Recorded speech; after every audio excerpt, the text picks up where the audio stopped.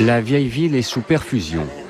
Des aides financières sont fournies par le comité de réhabilitation abondé par plusieurs pays européens et arabes. Grâce à cet argent, Jamal a pu rouvrir son commerce. Le comité rénove les maisons et les rues. Ils font de leur mieux pour que les gens reviennent vivre ici. Ces activités ont permis de relancer la vie économique et de redonner confiance aux habitants. Car le comité veut faire revenir la population au centre. En quelques années, il a gagné son pari. Les Palestiniens étaient 500 il y a 10 ans, ils sont 5000 aujourd'hui, comme Leïla. J'habitais dans un village et je devais me rendre tous les jours à Hébron, puis rentrer chez moi le soir. Comme j'ai 2 filles qui vont à l'université, j'ai demandé au comité de réhabilitation s'ils pouvaient me trouver une maison.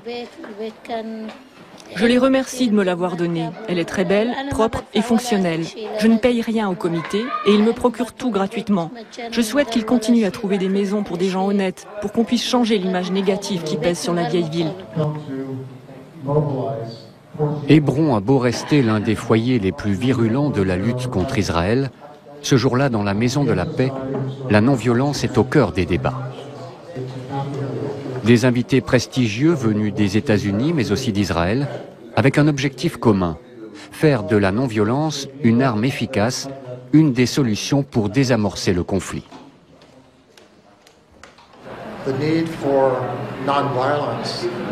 Agir pacifiquement n'est pas seulement le moyen le plus efficace de riposter, de réagir face à l'oppression, mais cela développe aussi un meilleur climat au sein des populations opprimées, parce que cela permet d'exprimer la colère et la frustration d'une manière constructive et non destructrice.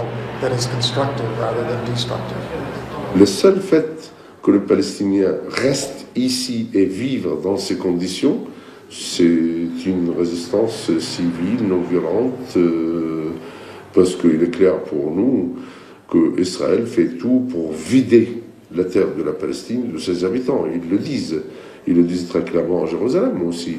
Ils considèrent qu'ils mènent une bataille démographique. L'école Cordoba est située juste en face d'une colonie. Des dizaines d'enfants s'y rendent chaque jour, malgré son implantation en zone dite occupée. Les nombreuses rues barrées les obligent souvent à des détours conséquents. Les passages au point de contrôle peuvent se multiplier avant d'arriver à l'école. Mais c'est un moindre mal. Avant, rejoindre Cordoba tenait du parcours du combattant. Les enfants sont parfois attaqués sur le chemin par une poignée de colons. Les agressions étaient très fréquentes, presque quotidiennes. Les colons utilisent leurs enfants pour harceler nos élèves.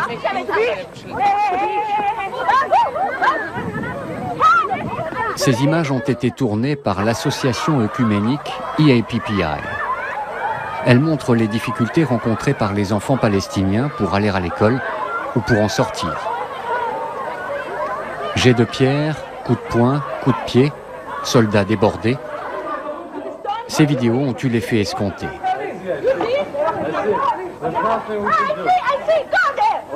Pour Jerry O'Sullivan, les organisations internationales jouent ici le rôle d'observateurs et pallient l'absence de policiers palestiniens interdits dans cette zone.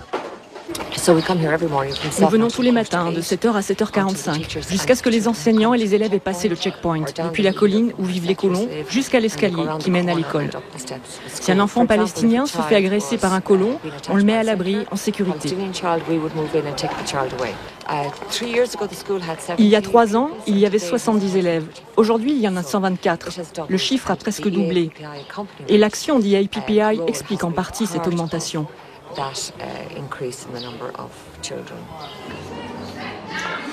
Vidéo à l'appui, une autre association, B'Tselem, dénonce également les excès des colons.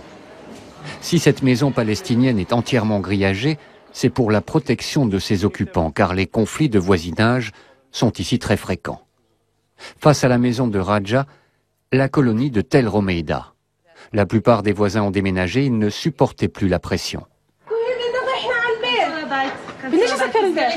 تدخليش انت ما تدخلي تسكري الدلال تسكري الدلال ما بدي اسكر الباب شافت بابا كلو شو دخلت ليش انا تسكري الدلال ما بدي ادخل البيت ليش يعني بدي واو انت بالشرطه B'Tselem m'a fourni une caméra et ils m'ont appris à l'utiliser. Ça nous a aidés parce que maintenant on peut filmer lorsque les colons nous agressent et se servir des images comme preuve devant un tribunal. On veut que les attaques contre nous cessent.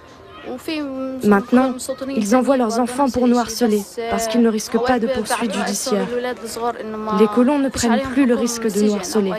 Alors ce sont leurs enfants qui nous jettent des œufs pourris, des pierres, tout ce qui leur tombe sous la main. Si l'utilisation de ces images a ses limites, c'est malgré tout un signal envoyé aux colons qui seraient tentés de multiplier les exactions. Désormais, il y a des témoins. On a apporté de nombreuses cassettes à la police israélienne, mais ils n'ont rien fait pour arrêter les colons ou les mettre en prison. Mais malgré tout, ils commencent à avoir peur d'être filmés, parce qu'ils savent qu'un jour ou l'autre, on les poursuivra en justice.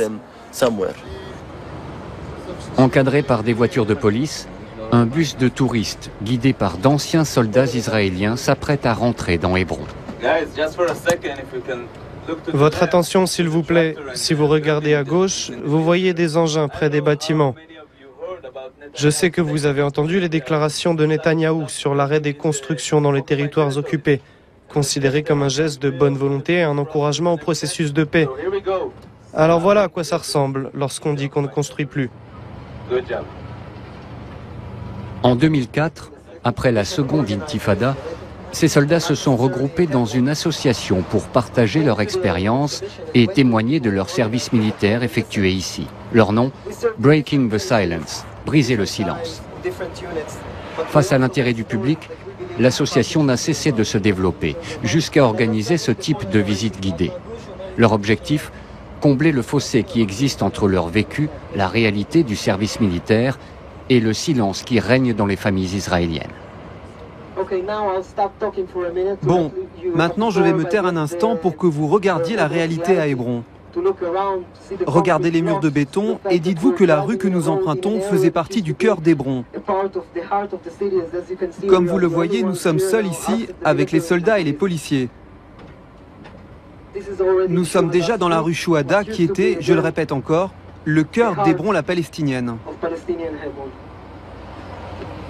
Depuis 4 ans, une fois par mois, quelques dizaines de touristes, israéliens et étrangers, découvrent H2 zone israélienne à travers l'expérience d'anciens soldats. On devait laisser passer les Palestiniens, certains jours, à certaines heures, un par un, du checkpoint jusqu'au tombeau des patriarches. Toujours un par un et escortés par 4 soldats. C'était ça notre job. Le but, c'était de les dégoûter de ce trajet, et vous pouvez être sûr que cela fonctionnait. Il fallait un peu les brusquer, les malmener, mais sans les frapper. Pas question de leur taper dessus, on est de bons soldats. Mais il fallait les chauffer un peu, en les poussant avec nos armes par exemple. Et le plus important, c'était que si des colons étaient à leurs fenêtres et qu'ils commençaient à jeter des pierres, nous on reculait. Ce n'était pas nos affaires. On pouvait appeler la police si on voulait.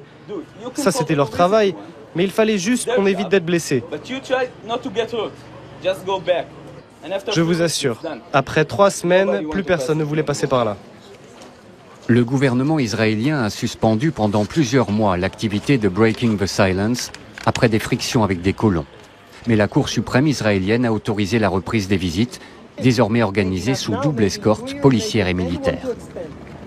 Les anciens soldats qui s'engagent ainsi prennent des risques, car en Israël, leur comportement relève de la désobéissance, voire de la trahison.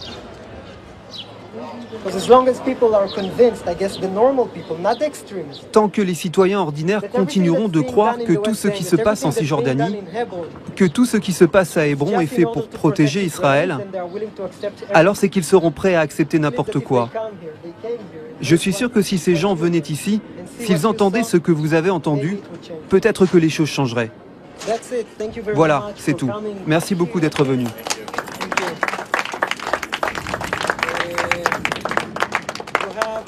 La réponse de la non-violence est peut-être porteuse d'espoir, mais elle ne suffira pas.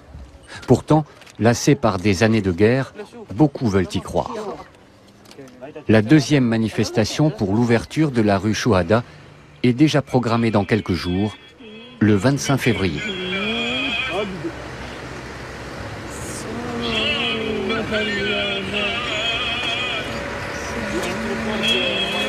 Thank you.